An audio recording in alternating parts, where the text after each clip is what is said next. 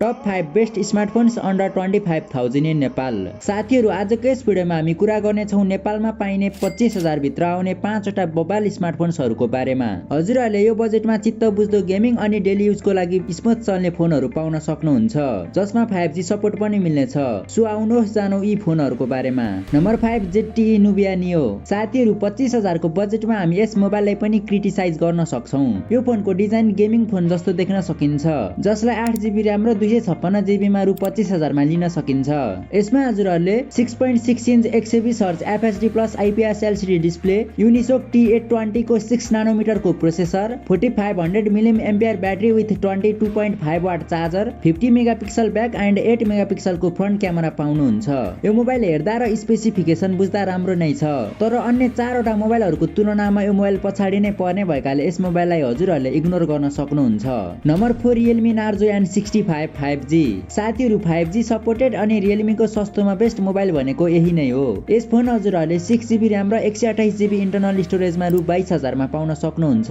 यसमा हजुरहरूले 6.67 inch 120 hertz IPS LCD display, मिडियाटेकको Dimensity 6300 5G processor, 5000 mAh battery with 15 watt charger, 50 megapixel back and 8 megapixel को front camera पाउनुहुन्छ, जुन phone हजुरहरूलाई नर्मल गेमिङ र डेली युजको लागि बेस्ट हुन्छ।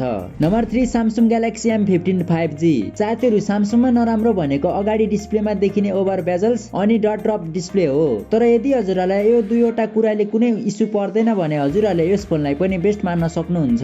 हजुरहरूले यो फोनलाई 6GB र्याम र 128GB इन्टरनल स्टोरेजमा रु 26,000 मा पाउन सक्नुहुन्छ। यस फोनमा हजुरहरूले 6.5 inch HD plus 90 hertz super AMOLED display, MediaTek Dimensity 6100 plus 6 nanometre को processor, 5000 mAh battery with 25 watt charger, 50 megapixel को ब्याक एन्ड 13 मेगापिक्सल को फ्रन्ट क्यामेरा पाउनुहुन्छ।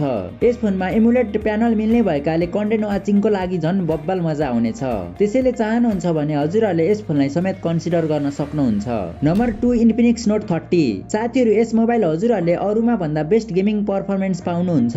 8GB र्याम र 256GB इन्टरनल स्टोरेजमा एभाइलेबल Infinix Note 30 को प्राइस नेपाली बजारमा 24,000 रहेको छ। यस फोनमा हजुरहरूले 6.78 inch FHD plus 120 hertz IPS LCD display, MediaTek Helio G99 को processor, 5000 mAh battery with 45 what charger, 64 megapixel को ब्याक एन्ड 16 मेगापिक्सल को फ्रन्ट क्यामेरा पाउनुहुन्छ। यस फोनलाई हजुरहरूले गेमिङको लागि होस् या फोटोको लागि सबैमा बेस्ट पाउनुहुन्छ। Number 1 Redmi Note 13। साथीहरू, हरेक प्राइस रेन्जमा नम्बर 1 लिस्टमा पर्ने मोबाइल भनेको Redmi नै हो। Redmi ले हरेक बजेटमा बेस्ट स्मार्टफोन लन्च गर्ने गर्छ।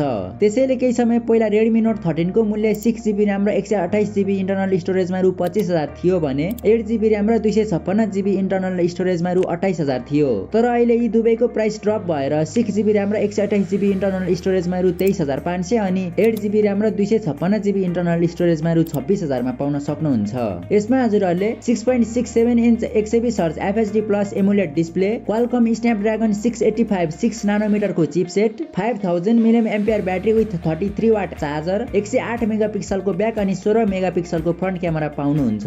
त्यसैले हजुरहरूले यस फोनलाई पनि गेमिङ र फोटो सबैको लागि युज गर्न सक्नुहुन्छ, किनभने यो एक अल राउन्डर फोन पनि हुन आउँछ, जसकारण हजुरहरूले यसलाई 25,000 को बजेटमा आँखा चिम्लेर लिन सक्नुहुन्छ। र अब अन्तिममा म हजुरहरूलाई यही सजेस्ट गर्न चाहन्छु कि यदि हजुरहरू कुनै मोबाइल 25,000 को बजेट भित्र लिन चाहनुहुन्छ भने किस्ताबन्दीमा Samsung Galaxy M15 5G लिन सक्नुहुन्छ, र क्याशबाट लिन चाहनुहुन्छ भने Redmi Note 13 र Infinix Note 30 लाई कन्सिडर गर्न सक्नुहुन्छ।